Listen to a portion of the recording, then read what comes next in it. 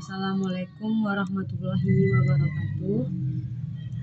Sebelumnya perkenalkan, nama saya Dwi Puspitasari dengan NIM 2308634. Di sini saya ingin membuat tugas akhir video mengenai mata kuliah strategi pembelajaran PJOK, di mana dosen pengampu kita Bapak Friski Amra MPD.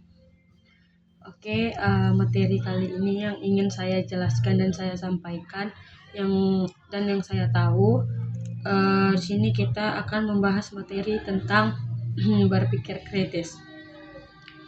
Berpikir kritis adalah suatu kemampuan siswa untuk menganalisis dan mengevaluasi dan membuat suatu keputusan dalam aktivitas fisik. Contohnya itu di olahraga itu kayak misalnya dalam sepak bola, kita tuh menganalisis suatu permainan. Misalnya kan untuk yang sekarang ini ada namanya kayak BRI Liga 1. Nah, BRI Liga 1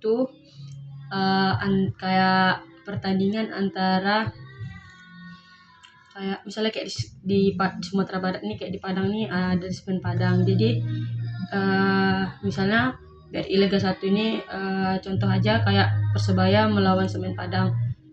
Jadi kita ini sebagai siswa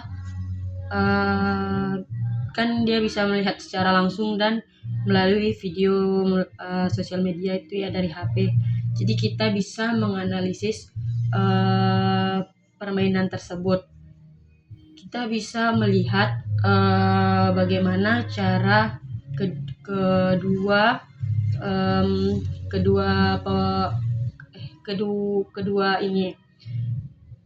tim melakukan permainan sepak bola dalam segi taktik, teknik maupun semuanya kayak passing, dribbling.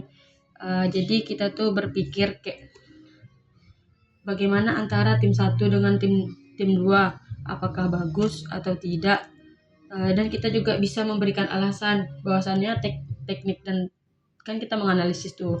Jadi kita memberi alasan bagaimana teknik dan taktik dalam kedua tim itu sangat efektif atau tidak. Yang kedua itu ada namanya strategi dalam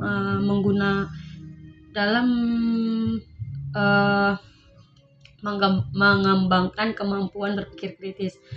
Yang pertama itu ada namanya diskusi kelompok. Dalam olahraga itu otomatis kayak diskusinya itu kan pasti kan dia praktek tuh, juga ada diskusi. Jadi mereka tuh berdiskusi berkelompok, minim kayak dibagi beberapa kelompok. Di satu kelompok tuh pasti ada cewek dan cowok. Jadi kita tuh berdiskusi bagaimana kayak diskusi itu tentang contoh aja dari dalam bola voli. Kita berdiskusi, bertanya kepada teman, dan apa yang belum kita tahu kita diskusi dalam satu kelompok. Misalnya kan dalam bola voli tadi kan gak semua dalam satu kelompok itu semuanya tahu tentang bola voli. Jadi pasti ada yang bertanya kayak bagaimana cara melakukan passing, cara melakukan passing atas, passing bawah, servis. Pasti kan agak sulit ya gitu, pasti gak semuanya gitu tahu. Jadi misalnya yang kan biasanya anak-anak olahraga ini paling malas kayak ngomong kayak itu, pasti dia banyak melakukan praktek gitu kan, suka praktek. Jadi kayak mereka tuh banyak memendam. Jadi kalau bertanya kepada dosen atau guru tuh agak takut atau apa. Kalau bersama teman gitu kan agak gimana ya, bersama teman itu dia lebih plong gitu. Jadi dia bertanya kayak dalam bola voli itu bagaimana cara pelaksanaannya, bagaimana tekniknya, taktiknya, terus bagaimana cara melakukan passingnya gitu kan. berapa poinnya kan, bisa kita bertanya dari situ. Yang kedua itu ada namanya PBL ya, dimana itu problem based learning, dimana itu kayak memecahkan suatu masalah. Dalam olahraga ini biasanya nih yang paling malas ini cewek, melakukan olahraga itu agak sulit, kayak nggak pandai doh, kayak malas gitu karena dia melakukan gerakan atau panas. Nah, cara kita untuk memecahkan suatu masalah itu, kita tuh memberikan suatu permainan yang menyenangkan supaya anak murid ini senang, nggak kayak mete-mete gitu, kayak kita melakukan permainan yang membuat dirinya bahagia gitu. Oke, selanjutnya itu ada faktor-faktor yang mempengaruhi pembelajaran dalam PJOK. Yang pertama adalah keterbatasan waktu. Biasanya kan waktu itu terbatas gitu kan. Jadi bagaimana cara kita menggunakan waktu tersebut dengan sangat bermanfaat gitu.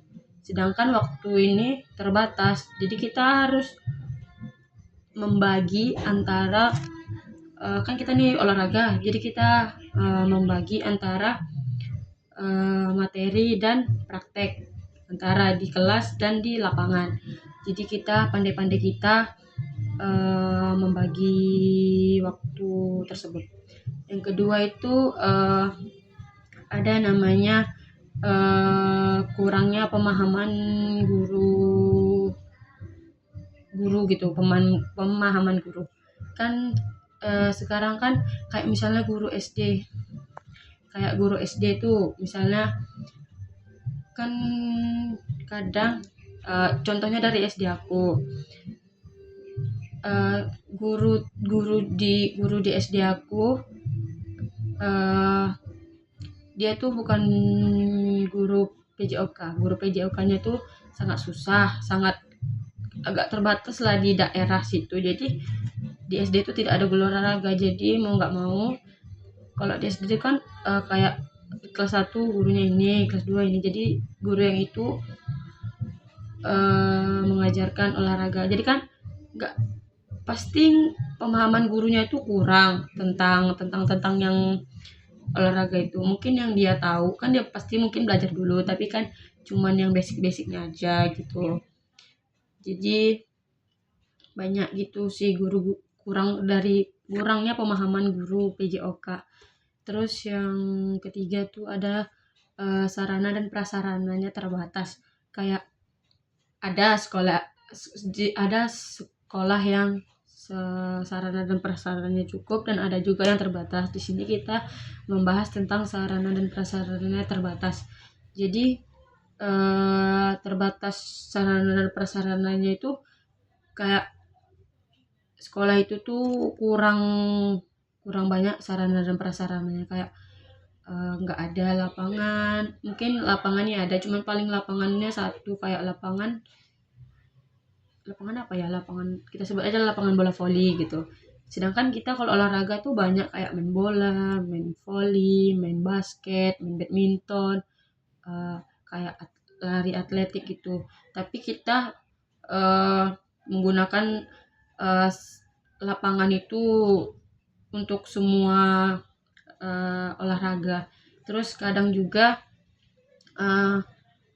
sekolah ini alat-alatnya juga terbatas gitu, kayak kunnya, terus net, kayak gitu.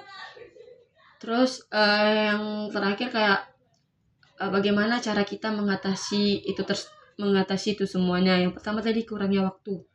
Jadi kita tuh karena kurangnya waktu tuh kita bagi. Misalnya bisa juga dengan misalnya itu di berapa kan biasanya 3 jam kalau anak SMA pembelajaran PJOK-nya 3 jam. 1 jam pertama kita lakukan dengan materi gitu kan. Kita menjelaskan, misalnya kita mau em, apa ya, kita mau mengajar bola voli. Jadi kita menjelaskan bola voli bagaimana pelaksanaannya, bagaimana ininya. Jadi itu sejam. Jadi yang di 2 jamnya kita melakukan praktik tersebut di dalam di ruang di lapangan. Jadi di lapangan itu kan 2 jam, jadi kita bisa bagaimana cara megang bola, kita kasih tahu teknik-tekniknya, bagaimana cara memegang, bagaimana cara passing, bagaimana cara servis. Terutama sih kalau bola voli mungkin kayak servisnya dulu ya, kayak gitu, bagaimana dia bisa masuk ke net lawan gitu.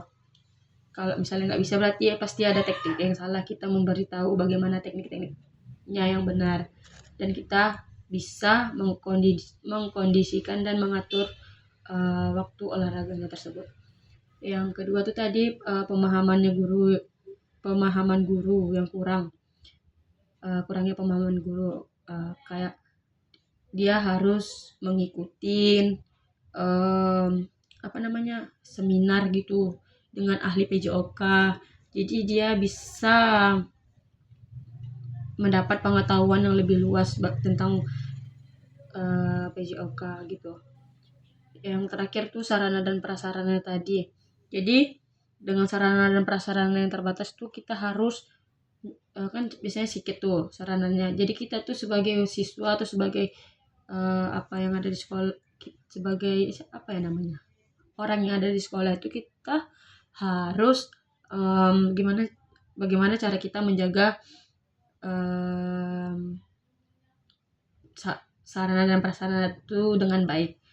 Kayak kita tuh kan misalnya tuh bola, kita bagaimana cara menjaga bola, sudah memakai dibalikkan, kalau terkena basah dikeringkan dulu, dijemur, kayak minjam net itu sebelum kita bawa tuh kita hitung dulu berapa kunnya, terus nanti sudah balik sama enggak kunnya. Jadi kita tuh merawat dan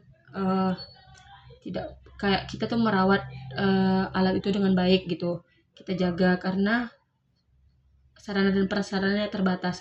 Kadang di sekolah-sekolah tertentu ada yang sarana dan prasarananya cukup bagus, cuman kesalahannya di siswa-siswa gitu.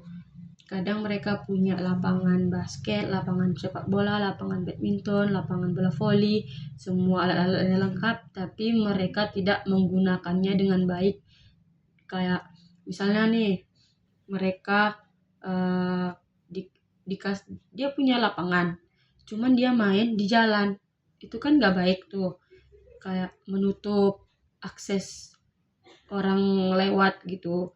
Kayak kadang mereka main tuh waktu istirahat gitu, kan pasti orang pergi kayak jajan ke warung kayak gitu, jadi tuh mereka tuh kayak nggak menggunakan fasilitas itu dengan baik gitu. Sudah dikasih lapangan, sudah diberikan alat-alat, cuman mereka mainnya tuh di jalan gitu. Kadang juga di tempat aku karena nggak punya lapangan atletik, jadi kan mau nggak mau berlari di lintasan parkiran motor supaya bisa lari. Mungkin itu saja materi berpikir kritis dalam pembelajaran PJOK yang bisa saya sampaikan. Kurang lebih mohon maaf kalau ada kesalahan kata maupun perbuatan, saya minta maaf. Saya sudahi dengan wabillahi taufiq wal hidayah. Wassalamualaikum warahmatullahi wabarakatuh.